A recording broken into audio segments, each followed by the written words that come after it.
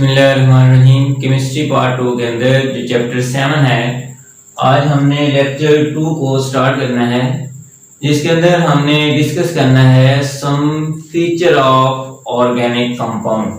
तो लेक्चर 1 के अंदर हमने डिस्कस किया था ऑर्गेनिक कंपाउंड, उनका ओरिजिन और उनके फीचर, और इसके साथ हमने ऑर्गेनिक केमिस्ट्री की जो मॉडर्न डेफिनेशन थी उसको भी हमने स्टडी किया था। तो आज इनके कुछ बेसिक फीचर जो हैं उनको वन बाय वन हम स्टडी करते हैं। तो सबसे पहले जो आपके पास नंबर 1 पे है पिकुलियर नेचर ऑफ कार्बन। अब पिकुलियर नेचर ऑफ कार्बन का क्या मतलब है? पिकुलियर मीन्स कि आपके पास एक एनोमलस बिहेवियर है, यानी कि कार्बन की एक ऐसी प्रॉपर्टी है, एक ऐसी उसकी यूनिकनेस है जो कि बाकी किसी में मौजूद नहीं है, उसका एनोमलस कैरेक्टर है। तो पिकुलियर नेचर ऑफ कार्बन को समझने के लिए एक टर्म है जिसको कहते हैं कैटिनेशन। अब कैटिनेशन क्या होती है? कैटिनेशन की अगर हम डिफाइन करें तो इसकी जो सिंपल डिफाइन बनती है वो ये है, आपके पास सेल्फ लिंकिंग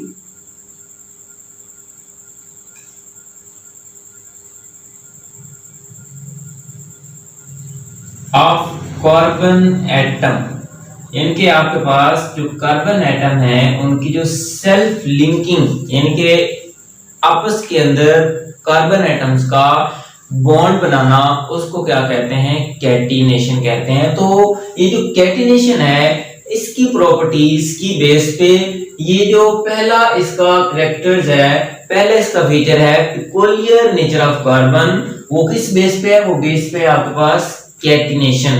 कैटिनेशन मींस कि आपके पास जो कार्बन है वो यहाँ पे देखें तो ये कार्बन स्टेट फॉर्म में लिंक होती है, एक दूसरे के साथ कनेक्टेड होती है, या ये आपके पास ब्रांच की फॉर्म में भी हो सकती है, या इसके साथ ये आपके पास साइक्लिक फॉर्म में भी मौजूद हो सकती है। या इसके अलावा जो कार्बन है वो आपके पास नाइट्रोजन के साथ बॉन्ड बना सकते हैं, वो सल्फर के साथ, या आप इसमें ऑक्सीजन जो है वो भी मेंशन कर सकते हैं। तो ये प्रॉपर्टीज की बेस पे इसको कहते हैं कि ये जो नेचर है कार्बन की, ये पिकुलियर नेचर ऑफ कार्बन है, मतलब इसके अंदर ये यूनिकनेस प्रॉपर्टीज है जो किसी और में नहीं है, इसका एनोमलस बिहेवियर भी कहते हैं।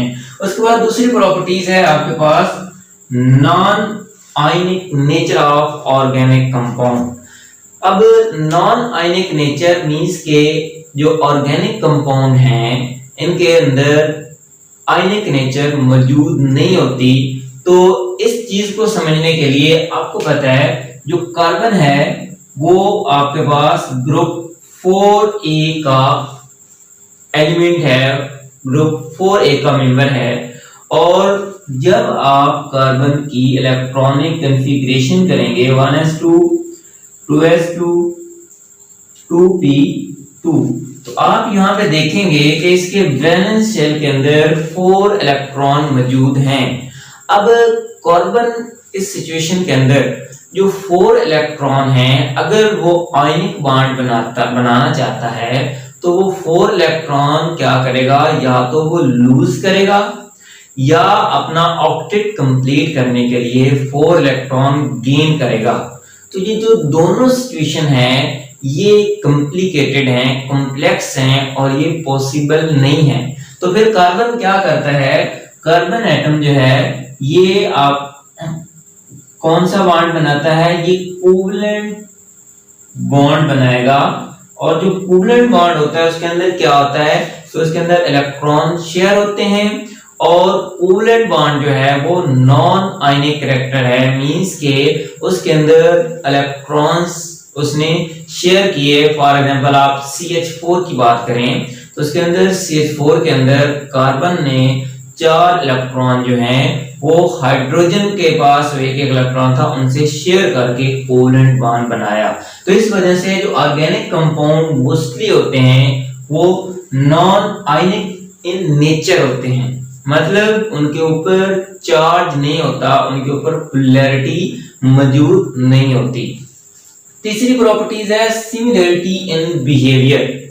सिमिलरिटी इन बिहेवियर का मतलब कि आपको ये पता है कि ऑलमोस्ट, या आप ये कह सकते हैं कि round about 6 trillions organic compound जो हैं वो डिस्कवर्ड हो चुके हैं, और हम अपनी आसानी के लिए या अपनी जरूरत के लिए इनको 1 बाय 1 या आप कह सकते हैं डे बाय डे प्रिपेयर किया जा रहा है। और क्योंकि ये लाखों की तादाद में ऑर्गेनिक कंपाउंड होते हैं, तो उनको समझने के लिए, उनको अंडरस्टैंड करने के लिए इनको डिफरेंट सीरीज के अंदर डिवाइड किया गया है, और जिनको हम बोलते हैं homologous series.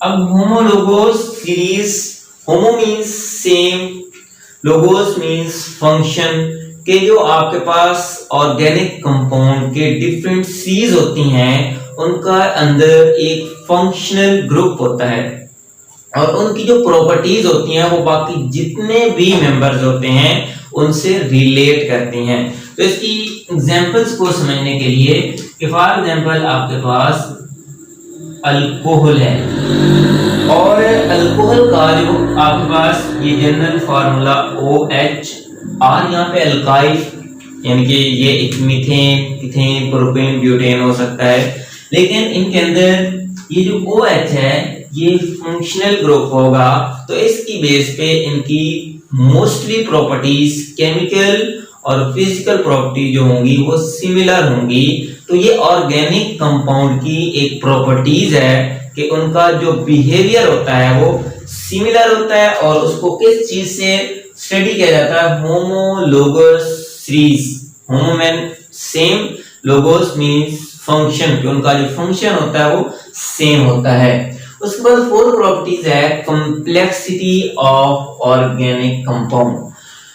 Complexity of organic compound को आप चैप्टर 14 के अंदर डिटेल से आप यूं समझ लें कि उसकी एक हेडिंग है, और उसको वहां पे आप डिटेल से पढ़ेंगे कि ऑर्गेनिक कंपाउंड की कॉम्प्लेक्सिटी क्या होती है। तो अगर हम बात करें कॉम्प्लेक्सिटी की, तो जो ऑर्गेनिक कंपाउंड होते हैं वो आपके पास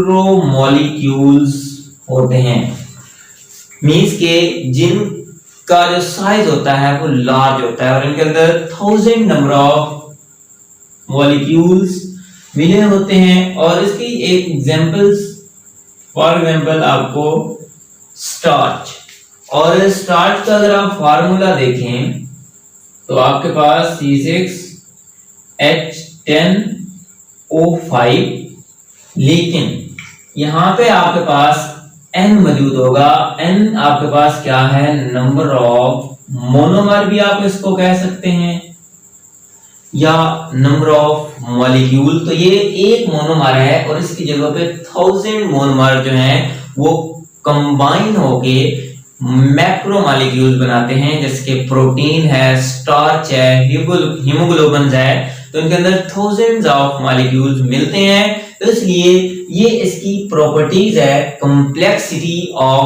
ऑर्गेनिक कंपाउंड। इनके जो स्ट्रक्चर होते हैं वो कॉम्प्लेक्स होते हैं, उसके अंदर मिलियंस या 1000 ऑफ मॉलिक्यूल्स क्या होते हैं, एक दूसरे के साथ लिंक होते हैं, एक दूसरे के साथ कनेक्टेड होते हैं। उसके बाद है आइसोमेरिज्म। आइसोमेरिज्म को इसी चैप्टर 7 के अंदर हमने इसको डिटेल से डिस्कस करना है। यहाँ पे मैं एक एग्जांपल से ही आपको इसको समझाने की कोशिश करूंगा। तो सबसे पहले आइसो, इसका मतलब होता है सेम, और जो मेरिज्म है इसका मतलब होता है पार्ट। मतलब ऐसे कंपाउंड, ऐसे आपके पास जो ग्रुप हैं जिनके अंदर कोई एक चीज जो है वो सेम होगी, और बाकी जो उसकी प्रॉपर्टीज हैं वो उसको डिफर कर रही होंगी। तो इसकी एग्जांपल से हम समझते हैं कि फॉर एग्जांपल आपके पास ब्यूटेन कंपाउंड, और आपको पता है इसका जो फॉर्मूला होता है वो C4H10।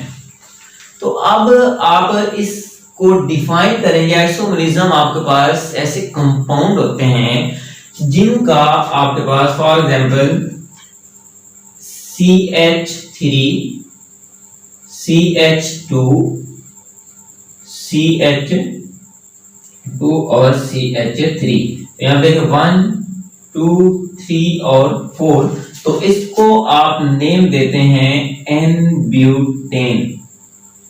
और इसी तरह आप यहां पे देखेंगे इसका एक और CH3 और CH3, इसको बोलते हैं आइसोब्यूटेन। लेकिन आप यहाँ पे देख रहे हैं कि इनके अंदर जो इनका मॉलिक्यूलर फार्मूला है वो सेम है C4H10, लेकिन इसका स्ट्रक्चर ये आइसोब्यूटेन है और ये N-ब्यूटेन है। और आइसोब्यूटेन और N-ब्यूटेन को आगे जब हमने ऑर्गेनिक केमिस्ट्री का नोमेनक्लेचर करना है तो उसके अंदर ये हम देखेंगे कि इनके नेम किस तरह देते हैं, तो वो हमने इसको डिटेल से डिस्कस करना है। लेकिन यहाँ पे जस्ट आपने इसकी डिफाइन या इसको समझने के लिए कि वो कंपाउंड जिनका मॉलिक्यूलर फार्मूला सेम होता है लेकिन उनका स्ट्रक्चरल फार्मूला क्या है, डिफरेंट है। ये स्ट्रक्चर 1 है और ये स्ट्रक्चर आपके पास 2 है, लेकिन ये दोनों जो है वो डिफरेंट है, लेकिन मॉलिक्यूलर फार्मूला आप देखेंगे इनके अंदर कार्बन और हाइड्रोजन जो है वो सेम है। उसके बाद है रेट ऑफ रिएक्शन। आपको पता है जो ऑर्गेनिक कंपाउंड होते हैं ये आपके पास नॉन पोलर होते हैं, और नॉन पोलर मींस के ये ज्यादातर आपके पास मॉलिक्यूलर इन नेचर में मौजूद होंगे।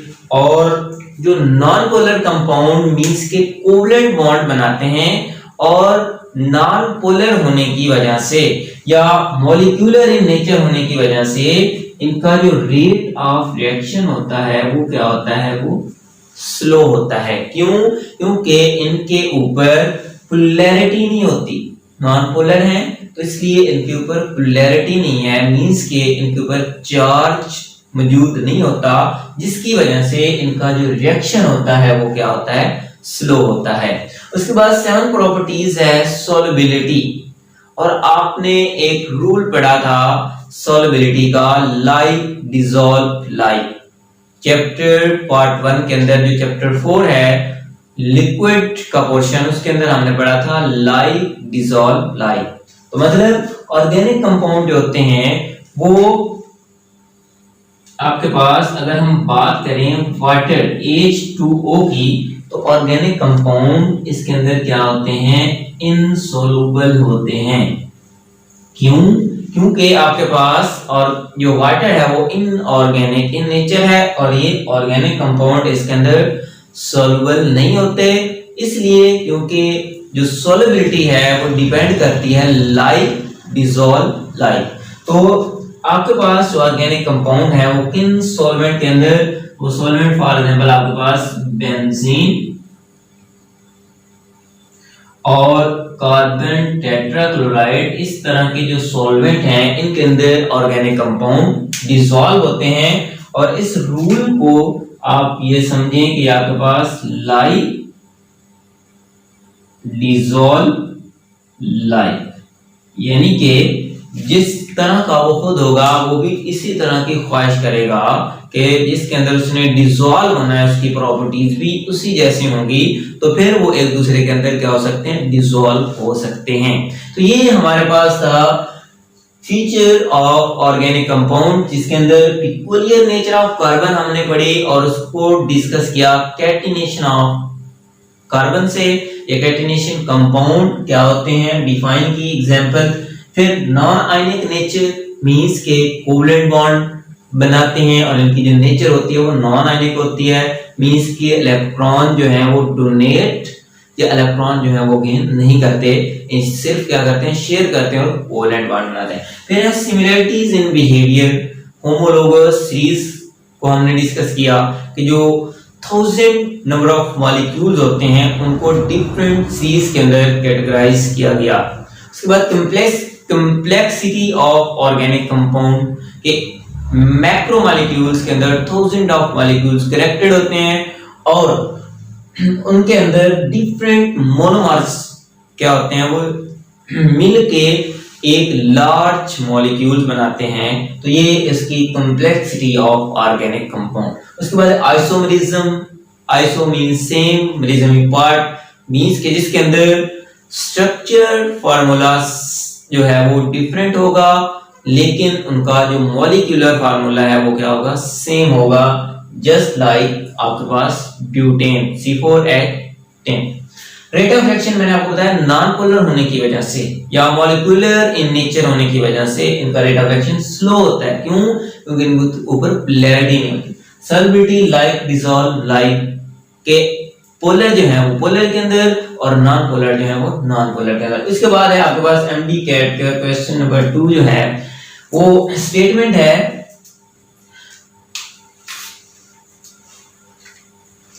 The main reason of large number of compound is unique properties। मतलब कि large number of compound होने के रीजन क्या है? पहली रीजन पढ़ते हैं आइसोमरिज्म। क्या आइसोमरिज्म एक ऐसी प्रॉपर्टीज है कि जिसकी वजह से लार्ज नंबर ऑफ मॉलिक्यूल्स बने? नहीं। यहाँ पे देखिए मैंने आइसोमरिज्म के अंदर ये एग्जांपल, तो ये एक ही आपके पास कंपाउंड है और इसके जो स्ट्रक्चर आपके पास डिफरेंट बने हैं, वो 2 स्ट्रक्चर बने हैं, लार्ज नंबर नहीं बने। दूसरी चीज होमोलोगस सीरीज, उसके अंदर भी उनको कैटेगराइज किया गया है कि उनके अंदर जो एक ही फंक्शनल ग्रुप है उसकी डिफरेंट सीरीज होती हैं। ये भी आपको पता है। इसका ये जो ऑप्शन है ये भी ठीक नहीं। बी जो है वो है कैटिनेशन। और कैटिनेशन में क्या होता है, एक एटम दूसरे एटम से लिंक, दूसरा तीसरे से, और आपस में लिंकेज, इनके एक जैसे ही एक एटम फॉर एग्जांपल एक कार्बन दूसरे कार्बन के साथ अटैच होगा तो उस पूरे कंपाउंड की प्रॉपर्टीज, केमिकल और फिजिकल प्रॉपर्टीज चेंज हो जाएंगी। तो मतलब ये एक ऐसी प्रॉपर्टीज है जिसकी बेस पे हम large number of molecule, just ये देखें एक कार्बन है, ठीक है, अब एक और कार्बन, इसकी एक और कंपाउंड, इसी तरह एक और कार्बन, तो मतलब यहाँ पे इसी जो आपके पास स्ट्रक्चर बना है इसी से इसके कई आप कंपाउंड बना सकते हैं। और सॉल्युबिलिटी ये भी नहीं हो सकती, तो लिहाजा आपके पास ये जो ऑप्शन है डी, ये इसका करेक्ट आंसर है। मींस के ये वो प्रॉपर्टीज है जो हमें ये बताती है कि इसकी वजह से large number of organic compound बनते हैं। तो ये था आपके पास लेक्चर नंबर 2 जिसके अंदर हमने basic feature of organic compound को डिस्कस किया।